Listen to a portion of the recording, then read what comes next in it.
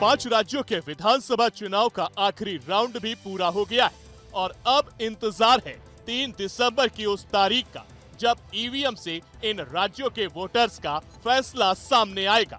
अगले साल देश में आम चुनाव होने हैं और उससे कुछ ही महीने पहले इन 5 राज्यों की चुनाव को देश की सत्ता का सेमीफाइनल माना जा रहा है।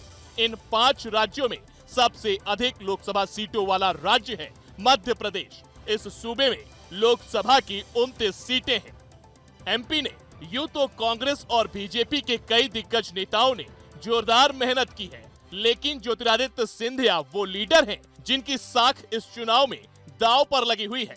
दरअसल साल 2018 में हुए विधानसभा चुनाव में सिंधिया कांग्रेस के साथ थे, लेकिन साल भर के ही बाद ही पाला बदलकर बीजेपी के साथ आ गए। सिंधिया का ये दल बदल इतना प्रभावी था कि कांग्रेस की कमलनाथ सरकार गिर गई और शिवराज चौहान ने एक बार फिर से बीजेपी की सरकार बना ली।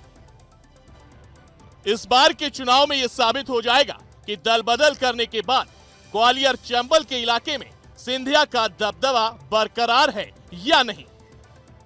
दरअसल साल 2018 के विधानसभा चुनाव में कांग्रेस ने उन्हें कैंपेन कमेटी का अध्यक्ष बनाया था और इस चुनाव में कांग्रेस को जिताने के लिए उन्होंने अपनी पूरी ताकत लगा दी थी।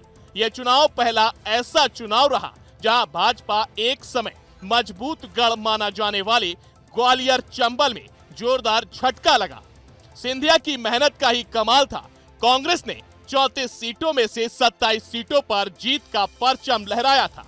इसी के बदौलत कांग्रेस की सरकार बनी थी, लेकिन कुछ वक्त बाद ही कमलनाथ और दिग्विजय सिंह की जोड़ी से सिंधिया के मतभेद शुरू हो गए और वो पाला बदलकर बीजेपी में शामिल हो गए। सिंधिया के साथ गए 22 विधायकों के भाजपा में शामिल होने के बाद सिंधिया के कांग्रेस की सरकार गिर गई, जिसके बाद शिवराज सिंह चौहान की अगुवाई में भाजपा की सरकार बन गई। सिंधिया को मोदी सरकार में सिविल एविएशन जैसा बड़ा मंत्रालय मिल गया। इस चुनाव में बीजेपी से सिंधिया के कट्टर समर्थक माने जाने वाले 16 प्रत्याशियों को बीजेपी ने चुनाव लड़वाया है और इनकी हार जीत ही इस इलाके में सिंधिया के दबदबे की कहानी बयां करेगी। इन 16 प्रत्याशियों में इनमें गोविंद सिंह राजपूत उनके सबसे करीबी नेता माने जाते हैं। ज्योतिरादित्य सिंधिया के पिता माधवराज सिंधिया ने जब कांग्रेस छोड़कर अपनी नई पार्टी का गठन किया था, तब उनका झंडा उठाने वालों में सबसे पहले गोविंद सिंह राजपूत थे और इसके बाद उन्होंने सिंधिया परिवार को नहीं छोड़ा। सिंधिया से ऐसा ही जुड़ाव तुलसी सिलावट, इमरती देवी, प्रभुराम चौधरी, महेंद्र सिंह सिसोदिया जैसे नेताओं का रहा है। 2020 में हुए उपचुनाव में डबरा से इमरती देवी, सुमावली से एंदल सिंह कसाना और मुरैना से रघुराज सिंह कसाना चुनाव हार गए थे, लेकिन सिंधिया समर्थक इन नेताओं को बीजेपी ने इस बार फिर चुनाव मैदान में उतारा है।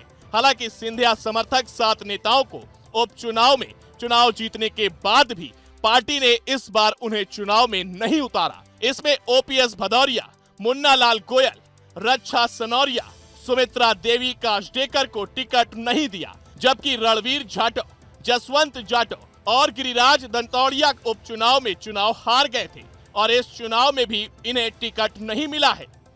इस पूरे चुनाव में कांग्रेस ने सिंधिया पर जोरदार निशाना साधा है और उन पर कांग्रेस से विश्वासघात का आरोप लगाया।